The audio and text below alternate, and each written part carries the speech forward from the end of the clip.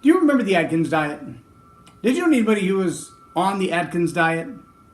You know those people who said, no carbs, no sweets for me, no, I don't want anything to do with anything that looks like a carb. No pasta, no bread, no apple pies, nothing that looks like sweets. Thoroughly convinced that the Atkins diet alone would completely reshape their life. If I just stop eating that kind of stuff, I will be svelte by summertime. I will look like a bodybuilder. I will be awesome. And yet many of them didn't even understand the effects that zero carb, pure protein diet would have on their digestive system, on their brain waves, on their rest patterns, on their joints, on their muscles and tendons. Fascinating, really. What they really wanted was the idea that Atkins had a solution to apply to whatever level was comfortable. But they didn't really want an Atkins lifestyle, just Atkins results.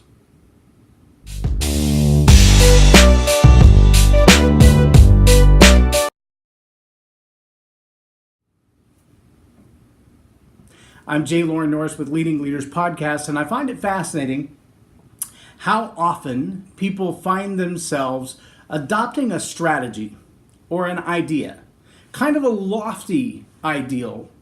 Oftentimes, it's a new philosophy for them because it's the newest way to make money on YouTube. It's the fastest shortcut to great success. It's I can make you a platform speaker overnight kind of ideas.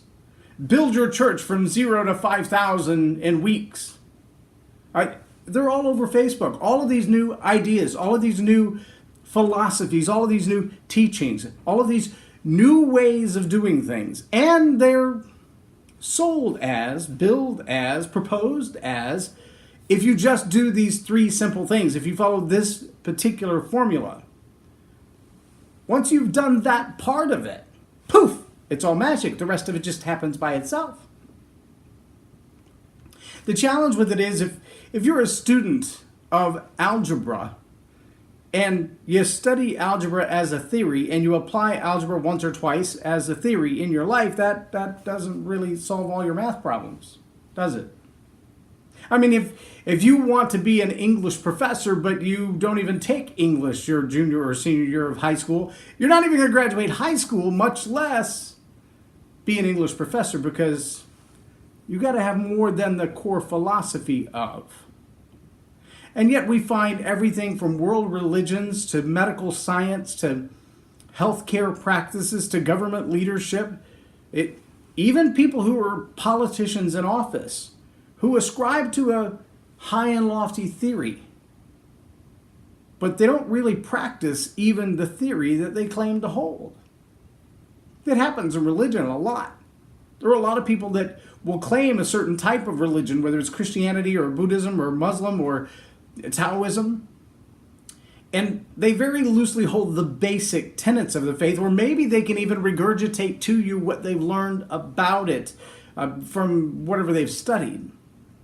But there's an entirely different thing between being a study of, or being an observer of, or claiming the name of a particular philosophy, practice, habit, trait, whatever, and actually living it.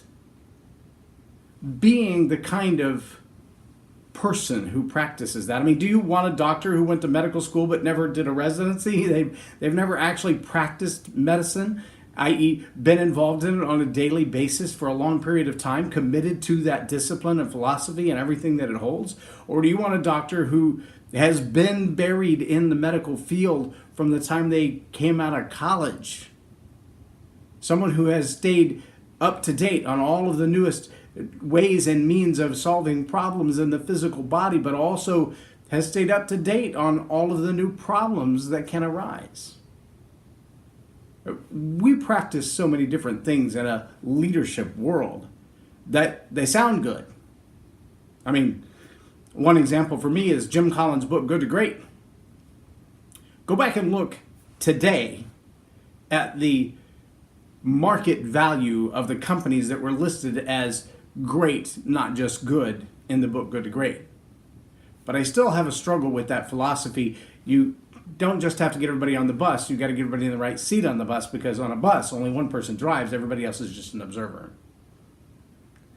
That seems like a strange philosophy to me. I'm challenging you today to ask yourself the question, what kind of philosophies, overall ideas, do you find yourself practicing? Is it the Atkins diet? Is the basic principles of leadership, the 21 irrefutable laws, perhaps? What is it you find yourself saying, oh, I'm part of that system. I understand that system. I practice that way. But you're not really living that way. You just espouse that theory. And then ask yourself, if you're put on trial for being a part of that system, would you be found guilty based on your actions as actually being a part of that? Or is it just talk and high-level philosophy agreement? I'm J Loren Norris on Leading Leaders Podcast for Tell It Like It Is TV. Have a blessed day.